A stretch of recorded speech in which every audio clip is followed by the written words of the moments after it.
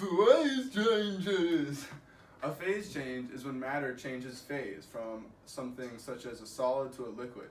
Phase changes occur when a substance or matter is being heated or cooled, or energy is being removed or added to the substance by some matter.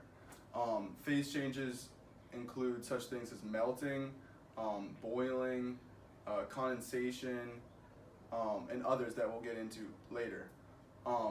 When a substance is changing phase, the temperature holds constant. This is what's called phase equilibrium, when a substance is at the temperature of a phase change, such as the melting point. I'll demonstrate this through a graph. So this is a graph of temperature as a function of time for a substance here, which would be water, or in the beginning it's ice. So in the beginning, this system is being heated. The ice, the temperature is increasing, but at its melting point, which is 0 degrees Celsius, the temperature holds constant. This is phase equilibrium right here, where the ice is turning into water. Once all of the ice has turned into water, which would occur at this point, then the substance will begin heating again because it's no longer in phase equilibrium. So it's now all water, and the water will begin heating. It will continue heating until another phase change occurs. This will occur for water at the boiling point, which is right here at 100 degrees Celsius. Here we see again that the temperature flattens out because a phase change is occurring. Once all of the water has turned into gas, then the gas, or steam in this case, would then again begin to heat again. To make sure we cover all the phase changes, we already went over melting and boiling, both pretty obvious. There's two other phase changes, which are just simply the reversals of those processes.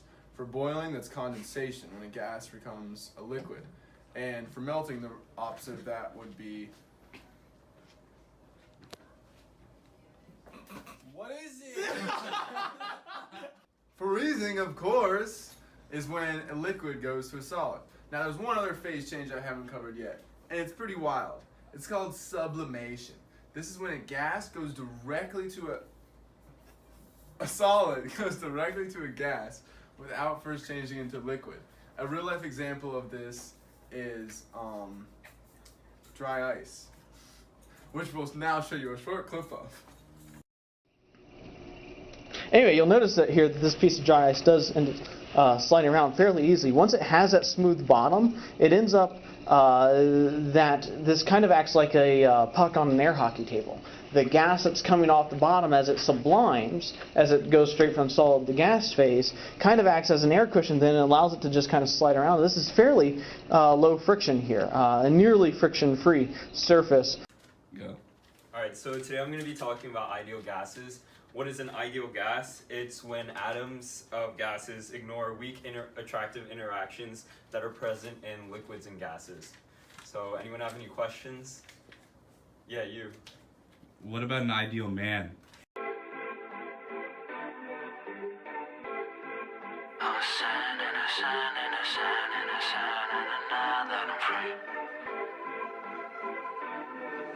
It's crazy how... Go. Okay, so there are two conditions for an ideal gas. The first one is that it has low density, meaning that the atoms occupy a volume much smaller than that of the container. And the second one is that the temperature is well above the condensation point. Okay, so what are the two conditions for an ideal mass? Well, Shawty hit my line and she's tryna get up on me. I tell her la habibti, that's too hot on wallahi. Where they are, I was raised with Somalis. Everyone got a friend named Abdi.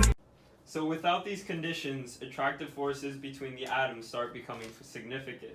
So we can't say that it's an ideal gas. But if we do have an ideal gas, we can use the ideal gas law, PV equals nRT.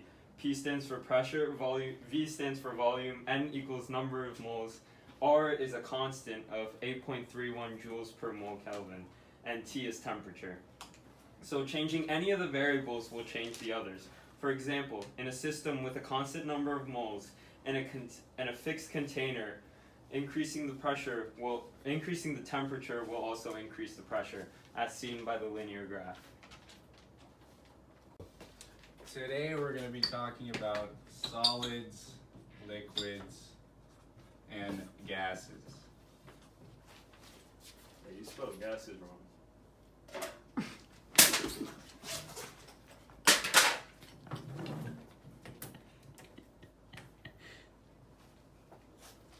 Okay, so all elements and most compounds can exist as a solid, liquid, or gas, because those are the most common phases of matter.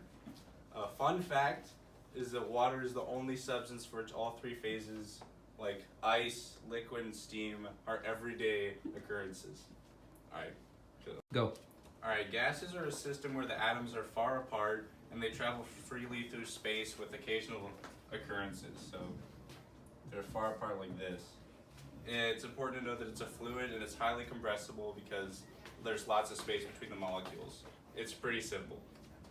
But wait, I still don't understand.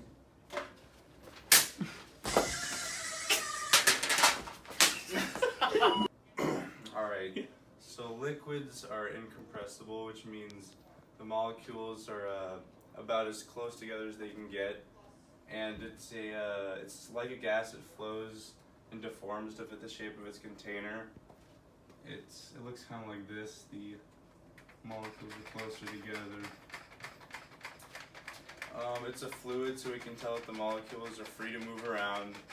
And all this tells us that molecules of liquids are loosely held together by weak molecular bonds. And so that means that they're strong enough that the molecules don't get too far apart, but they're not strong enough to prevent molecules from sliding around each other. We'll be good geeks. Alright, ready? Ready? Yeah. Okay, liquids are probably the most complicated phase, but solids are pretty easy too. They're a system of atoms connected by spring-like molecular bonds. Looks kind of like this, more uniform. That's not the best diagram. But each atom vibrates around an equilibrium position, otherwise has a fixed position. It's incompressible like liquids. And another thing is some solids like gas, the atoms are froze into random positions, and those are amorphous solids. And to make this all a little more simple, an example of gas is air. Liquid would be water. And solid would be... Can I get a guess from the audience? I said from the audience. Yeah, you. Come on. Alright, bend over here. Go ahead. At the end, right? Okay. No. Alright, so the parameters used to characterize a macroscopic system are known as state variables. They describe the state of the system. You already know some like volume, mass. And an important one is mass density, which is m over b. And if we change the value of any state variables, we change the state of the system itself. And a system is said to be in thermal equilibrium if state variables are constant and not changing.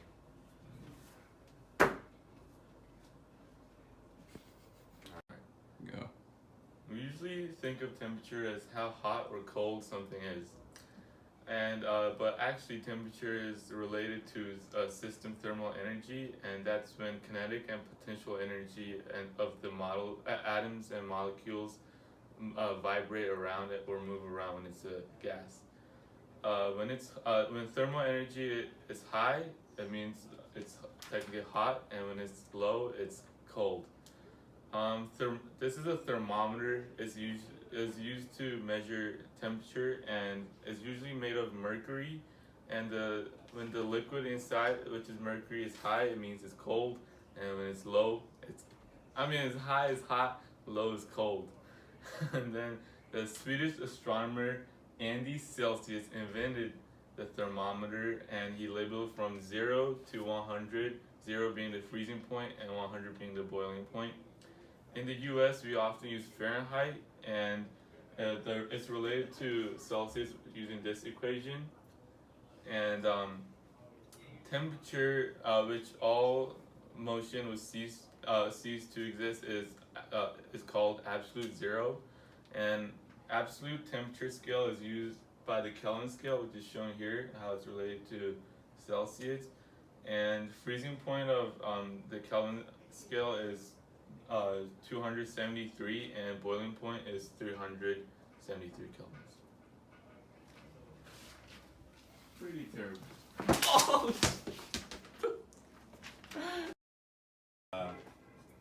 So, all elements in most compounds can exist in... You just slap my ass while you walk on. Like you did earlier, like just smack my ass. Alright, so gases are a system... Turning into a liquid. This is Arslan. You can't be throwing balls in the middle of it. So what is an ideal gas? It's when gas atoms have